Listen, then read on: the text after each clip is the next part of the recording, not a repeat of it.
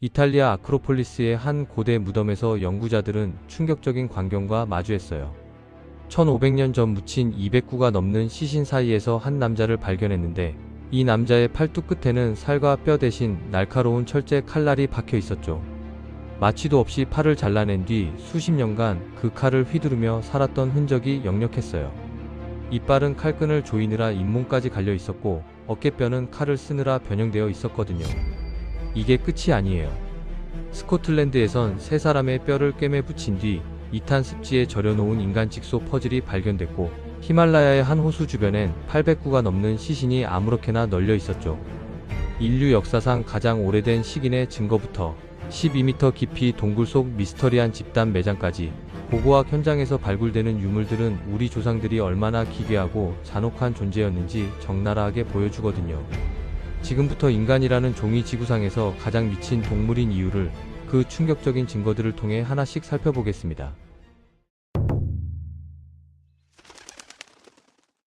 먼저 아까 말한 이탈리아의 그 남자 이야기부터 시작해볼게요.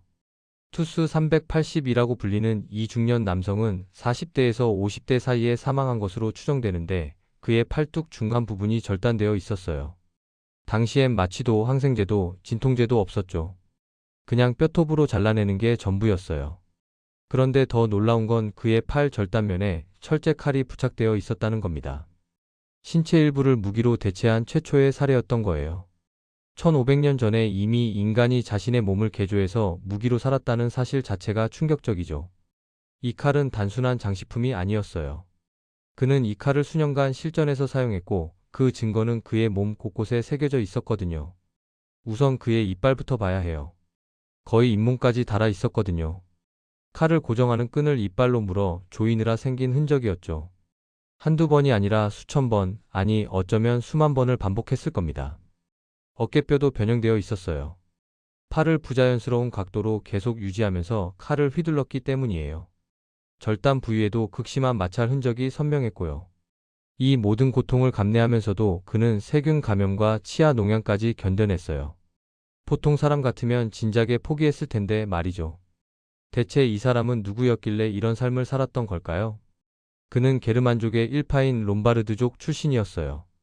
이들은 당시에도 전쟁과 분쟁에 능한 것으로 악명 높았거든요. 아마도 투스 380은 전투 중에 팔을 잃었을 겁니다. 그리고 포기하는 대신 자신의 팔에 칼을 달아 계속 싸웠던 거죠. 자기 방어를 위해서든 생계를 위해서든 말이에요. 놀라운 건 그가 이 상태로 수십 년을 더 살았다는 겁니다. 50세 정도까지 생존했거든요. 당시 평균 수명을 고려하면 꽤 장수한 편이죠. 연구자들은 그가 전투가 아닌 자연사로 생을 마감했을 거라고 보고 있어요. 생각해보세요. 마취 없는 절단, 끝없는 감염, 이가 갈릴 정도의 고통을 견디면서도 이 남자는 살아남았고, 심지어 장수까지 했어요.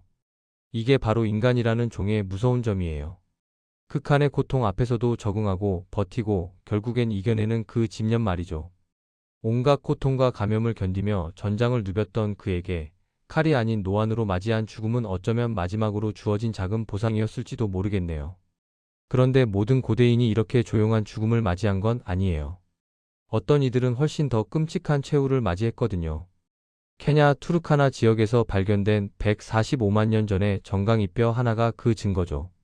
이 뼈는 호모 사피엔스의 것이 아니었어요. 우리의 먼 친척뻘 되는 고대 인류의 것이었죠. 문제는 이 뼈가 너무나 심하게 손상되어 있었다는 점입니다. 단순히 부러진 게 아니라 의도적으로 훼손된 흔적이 역력했거든요. 정강이 뼈 전체에 걸쳐 9개의 절개 흔적이 있었어요. 생전의 살과 근육이 붙어있던 부위를 따라 정확하게 새겨져 있었죠. 누군가 이 사람의 살을 발라냈다는 얘기예요. 그냥 대충 훼손한 게 아니라 정확히 어디를 잘라야 살이 벗겨지는지 알고 있었던 거예요. 과학자들은 이걸 보고 인류 역사상 가장 오래된 식인 행위의 증거라고 결론 내렸어요.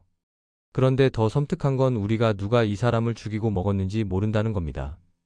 당시 그 지역엔 여러 종의 인류가 공존하고 있었거든요.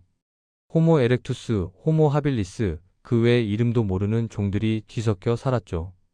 어쩌면 서로 다른 종끼리 잡아먹는 게 그렇게 이상한 일이 아니었을 수도 있어요. 특히 그 지역의 수온이 극심하게 변동했다는 점을 고려하면 가뭄 때문에 먹을 게 부족해지면서 이웃 인류를 잡아먹는 일이 벌어졌을 가능성이 크죠. 다른 식인 증거들도 발견됐지만 지금까지 발견된 것 중에선 이 정강이 뼈가 가장 명확한 증거로 인정받고 있습니다. 말 그대로 뼈가 오싹해지는 발견이죠. 145만 년 전부터 인간의 조상들은 이미 서로를 먹이로 삼고 있었던 겁니다. 생존을 위해서라면 같은 종족도 주저없이 해치울 수 있는 존재, 그게 바로 우리 인류의 뿌리였던 겁니다. 식인만큼이나 충격적이지만 완전히 다른 의미에서 혼란스러운 발견도 있습니다. 남아프리카의 라이징 스타라는 동굴이 바로 그곳이죠. 이 동굴은 이름부터 멋지긴 했지만 속사정은 정말 기괴했어요. 1980년대에 처음 발견됐을 때 탐사팀이 대충 지도만 그리고 나서 더 이상 조사하지 않았거든요. 너무 복잡하고 위험한 구조였기 때문이에요.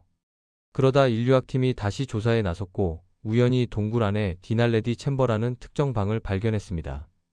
그리고 그 안에서 뼈를 찾아냈어요. 그냥 몇 개가 아니라 무려 1500개가 넘었죠. 이 뼈들은 총 15명의 인류를 나타냈고 남녀노소 가리지 않고 유아부터 노인까지 다 섞여 있었어요. 아프리카에서 발견된 인류 화석 중 가장 많은 양이었습니다. 이것만으로도 대단한 발견이었죠. 하지만 진짜 문제는 따로 있었어요. 이 뼈들이 있을 리 없는 장소에 있었다는 점이었거든요. 디날레디 챔버에 도달하려면 수십 미터의 어두운 통로를 지나야 합니다. 슈퍼맨 자세로만 겨우 통과할 수 있는 좁은 틈을 빠져나가야 했어요. 그 다음엔 가파른 경사를 오르고 또 다른 좁은 통로를 지나서 마침내 12m 높이의 수직 갱도를 내려가야 했죠. 현대 장비를 갖춘 사람도 힘든 코스거든요. 처음엔 홍수가 시신들을 동굴로 쓸어 넣었을 거라고 생각했습니다. 하지만 퇴적물 분석 결과 그곳은 한 번도 침수된 적이 없었어요. 그리고 시신들이 한 번에 들어온 게 아니라 오랜 기간에 걸쳐 놓여졌다는 것도 밝혀졌죠. 그럼 맹수가 시신을 끌고 갔을까요? 그것도 아니었습니다. 모든 뼈가 인간 것이었고 단 하나, 올빼미 뼈만 예외였거든요. 맹수가 그렇게 선택적으로 인간만 잡아먹진 않잖아요. 게다가 뼈에 포식 흔적도 전혀 없었어요. 아니 오히려 손상이 거의 없었죠. 이건 시신이 수직 갱도로 떨어뜨려진 게 아니라 조심스럽게 내려놓아졌다는 뜻입니다. 그럼 대체 누가 이런 일을 했을까요? 현대 장비 없이 그런 험난한 동굴 깊숙한 곳에 시신을 쌓아놓을 정도로 집요한 존재는 누구일까요? 답은 바로 그 뼈의 주인공들, 호모 날레디였습니다. 호모 날레디는 오직 라이징 스타라는 동굴에서만 발견됐지만 뼈가 워낙 많아서 그들의 해부학적 특징은 꽤 명확해요. 우리보다 키가 작고 가벼웠으며 뇌도 상대적으로 작았고 나무를 타는데 적합한 몸을 가지고 있었죠. 33만 5천 년에서 23만 6천 년 전 사이에 존재했던 것으로 추정되는데 우리의 가장 최근 친척 중 하나예요. 그들의 두개골 구조로 봐선 도구를 사용할 수 있었을 것 같긴 합니다. 하지만 현대적인 등반, 장비나 내비게이션 장비를 가졌을 리는 없잖아요. 그럼 대체 어떻게 시신을 들고 그 동굴을 통과했을까요? 어떤 학자들은 그들이 불을 이용해 동굴을 탐색했을 거라고 하고 다른 학자들은 표식을 만들어 길을 찾았을 거라고 했죠. 하지만 모두 비판받았어요. 심지어 호모 날레디가 직접 시신을 놓았다는 가설 자체도 아직 논쟁 중입니다.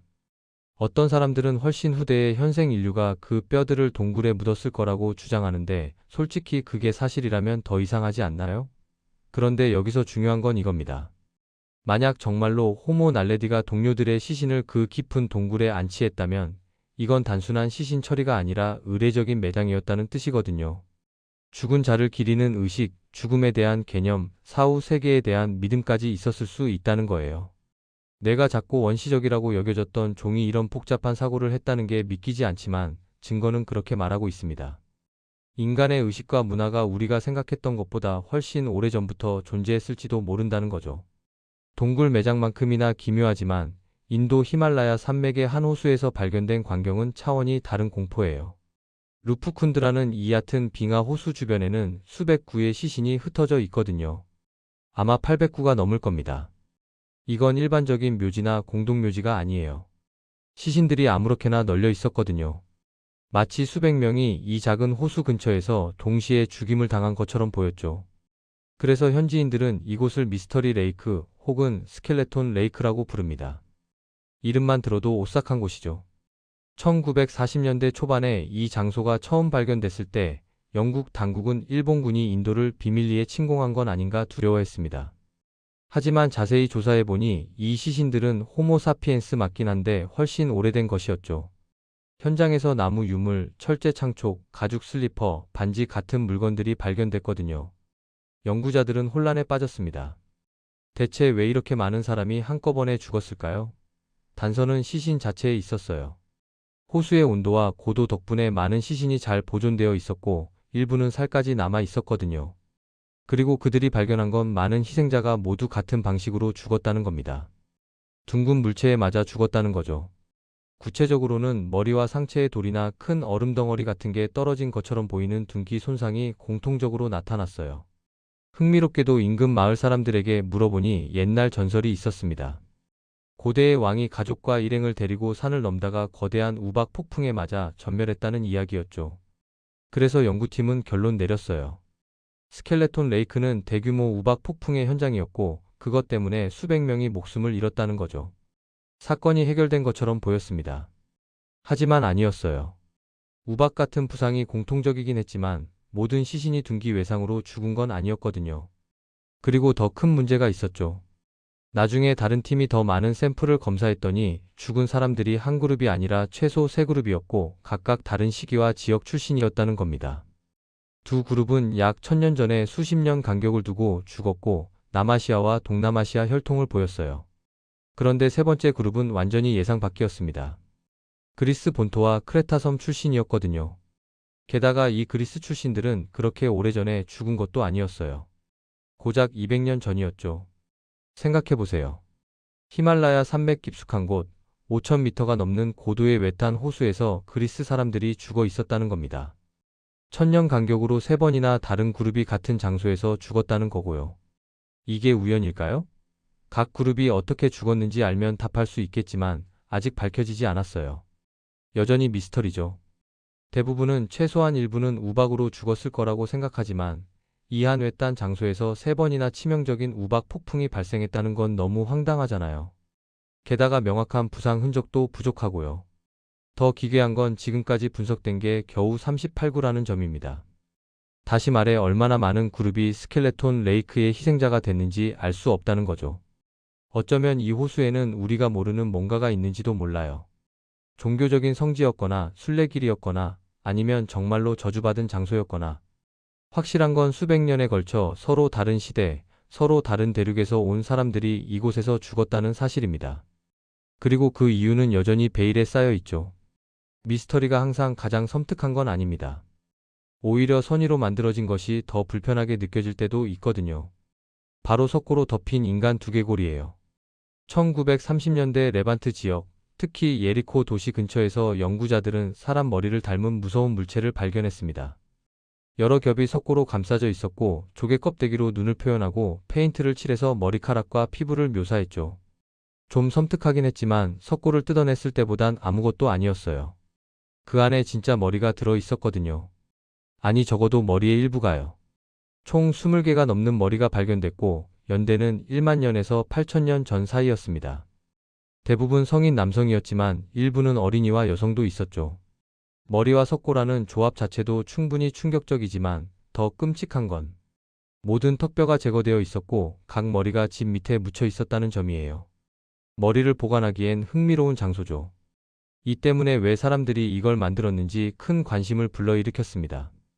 초기 가설 중 하나는 예술가라고 부를 수 있다면 그들이 이 머리의 주인을 죽이고 전리품으로 가져갔다는 거였어요. 석고 작업은 일종의 의식이었고 머리를 줄이는 것과 비슷했다는 거죠. 하지만 최근에는 훨씬 온화한 가설이 나왔습니다. 두개골이 사람들 집 밑에 묻혀 있었으니 이게 문명 초기의 매장 관습 중 하나였을 거라는 거예요. 게다가 이 두개골들이 계속 묻혀 있었던 게 아니라 오랜 기간 동안 주기적으로 꺼내서 다뤄졌다는 사실도 밝혀졌습니다. 시간이 흐르면서 원래 주인이 누구인지는 잊혀지고 단지 먼 조상으로만 기억됐죠. 어쩌면 할아버지의 할아버지의 할아버지쯤 되는 먼 조상을 기억하고 존중하기 위해 그들의 얼굴을 재현하려 했던 게 아닐까 싶습니다. 하지만 이 의식은 오래가지 못했어요. 2000년이 지나자 예리코의 석고 두개골은 역사에서 사라졌습니다. 단 하나의 흔적만 남았는데 그게 바로 신화였죠. 수천 년 후 그 지역에서 발견된 고대 문헌에 이런 구절이 있습니다.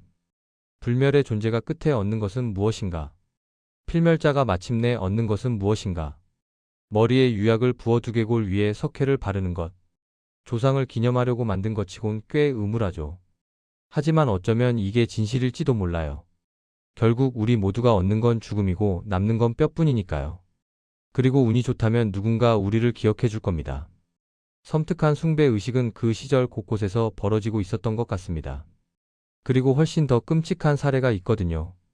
인간 직소 퍼즐이라고 불리는 거예요. 이름만 들어도 알 수 있듯이 정말 끔찍합니다. 레반트와 달리 이 잔혹한 발견은 스코틀랜드에서 나왔어요. 스코틀랜드 외곽 헤브리디스 제도의 사우스 유이스트 근처에서 청동기 시대 유골 4구가 발견됐거든요. 예리코 두개골처럼 고대 집에서 발견됐어요. 차이점은 바닥 아래가 아니라 위였고 비교적 정상적인 자세로 누워 있었다는 거죠. 특별한 방식으로 죽지 않았다는 뜻입니다. 대부분 일상적인 발견으로 여겨졌는데 더 자세히 조사하다가 모순이 발견됐어요. 추정 여성 유골 하나가 알고 보니 전부 여성이 아니었던 겁니다. 정확히 말하면 대부분은 여성이었지만 두개골은 남성이었고 다른 일부 부위도 남성이었어요. 그리고 더 놀라운 건 그 다른 부위들이 실제로는 2명의 남성에게서 나왔다는 거죠. 결국 이 유골은 3명의 서로 다른 개인을 조합한 거였습니다. 그리고 놀랍게도 다른 유골들도 여러 사람을 섞어 놓은 거였어요. 꽤 기괴하죠. 그런데 더 이상해집니다. 또 다른 발견은 이 직소 인간들이 절여져 있었다는 거예요. 몸에 탈미네라라 흔적이 있었거든요. 이건 사람을 극도로 산성인 환경에 담가놨을 때 일어나는 현상입니다. 그리고 마침 근처에 이탄 습지가 있었어요. 우연히도 필요한 만큼의 산도를 가지고 있었죠.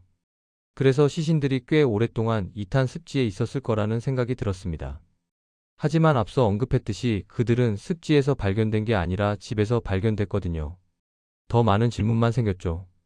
누군가 일부러 여러 시신을 꿰매서 붙이고 이탄 습지에 담그고 아주 오래 기다린 다음 완성품을 집 안에 놓았다는 뜻이니까요.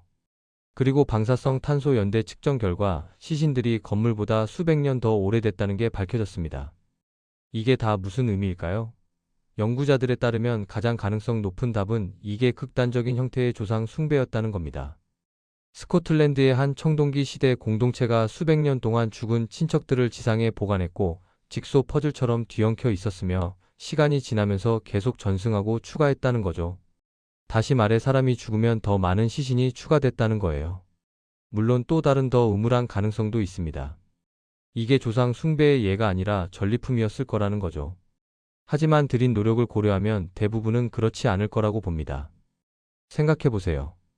여러 시신을 조합하고 습지에 절이고 수백 년간 보관하는 이 모든 과정이 단순한 전리품 수집으로는 설명이 안 됩니다. 이건 집착이에요. 죽은 자에 대한, 조상에 대한, 어쩌면 죽음 그 자체에 대한 집착이죠. 그들은 죽음을 받아들였지만 떠나보내지 못했던 겁니다. 그래서 시신을 변형시키고 보존하고 계속 곁에 두려고 했던 거죠. 이게 바로 인간의 또 다른 면입니다. 사랑하는 이를 잃는 고통을 견디지 못해서 기괴한 방식으로라도 그들을 붙잡으려는 집념 말이죠. 고대 시대에 알려진 폭력 사례를 보면 적의 유해를 가지고 그렇게 조심스럽고 꼼꼼하게 다루진 않았거든요. 솔직히 오늘날 일어난 끔찍한 일들과 비교해도 고대의 폭력은 훨씬 더 직접적이고 잔혹했습니다. 특히 신석기 시대에는 사람들이 유독 잔인한 살인에 빠져 있었던 것 같거든요. 유라시아 전역에서 여러 대규모 유적지가 발견됐어요. 잔혹한 발견이 너무 많아서 연구자들은 신석기 살인에 좀 둔감해질 정도였습니다. 이 시기 밖의 폭력 사례는 거의 경쟁이 안 되거든요. 하지만 미국에 한 장소가 있습니다. 거기는 꽤 근접해요. 그리고 전체 사회의 붕괴를 나타낼 수도 있죠. 이야기는 콜로라도주 남서부에서 시작합니다. 약 1000년 전 이 지역엔 고대 아메리카 원주민 공동체가 살고 있었어요. 바스켓 메이커 푸에블로 문화라고 불리는 이들이죠. 수천 년 동안 그들은 그 지역에 살았고 구덩이 집에 거주한 걸로 알려져 있어요. 간단히 말해 땅에 지은 집이고 쉼터로 사용됐죠. 그리고 이 구조물 몇 개와 그 주변에서 극도로 끔찍한 광경이 발견됐습니다. 지구상에서 완전히 지워진 공동체였던 거예요. 최소 24구의 시신이 있었는데 특히 7구가 사람들의 관심을 끌었습니다. 완전히 파괴되어 있었거든요. 뼈는 살이 벗겨지고 구워지고 부서졌으며 두개골은 그을리고 박살나고 숟가락 같은 자국이 있었어요. 뇌를 파내려고 했던 흔적이죠.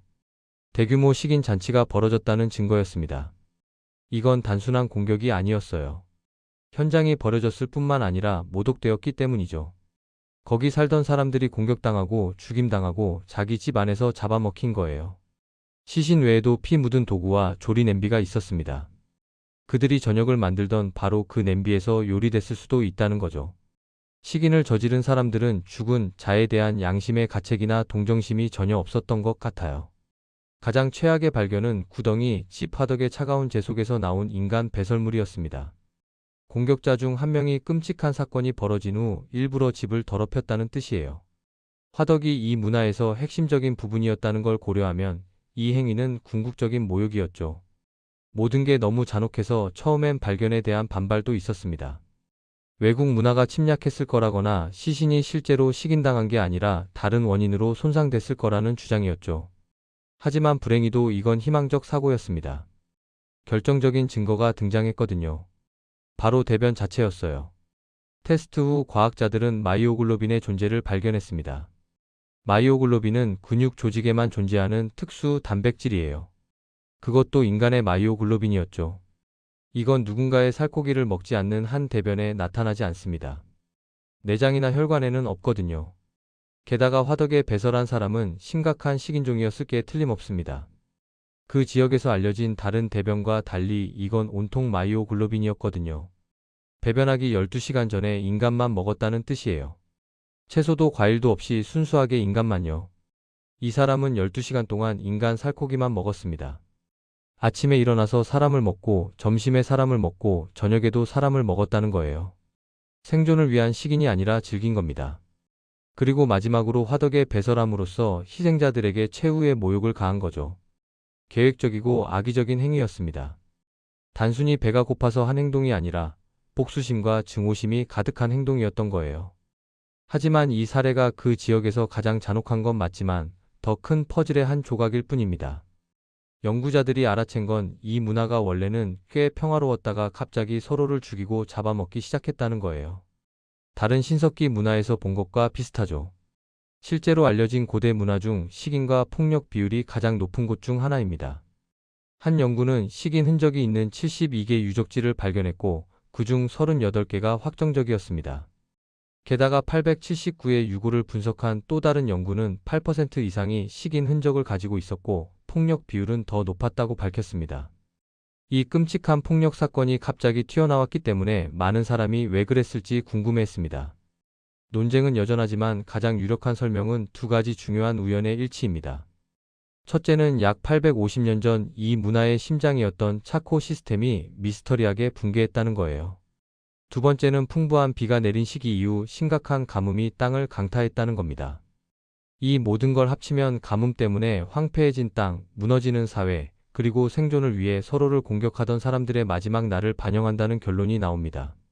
문명이 무너진다는 게 이런 겁니다. 법과 질서가 사라지고 도덕과 윤리가 무너지고 결국엔 생존 본능만 남는 거죠. 그리고 그 생존 본능은 때로는 상상할 수 없을 정도로 잔혹해질 수 있어요. 이웃을 잡아먹고 그들의 집을 불태우고 화덕에 배설하는 것까지. 이게 바로 인간입니다. 극한 상황에서 드러나는 인간의 본성은 우리가 생각하는 것보다 훨씬 어둡고 끔찍할 수 있다는 거죠. 하지만 잊지 마세요. 이 유적, 이야기, 증거는 지금까지 우리가 발견한 것일 뿐입니다. 땅속 깊은 곳에, 동굴 안에, 호수 밑바닥에 아직도 수많은 비밀이 묻혀 있죠. 아직 발견되지 않은 두개골들, 아직 해독되지 않은 매장 의식들, 아직 밝혀지지 않은 끔찍한 진실들이 우리를 기다리고 있습니다.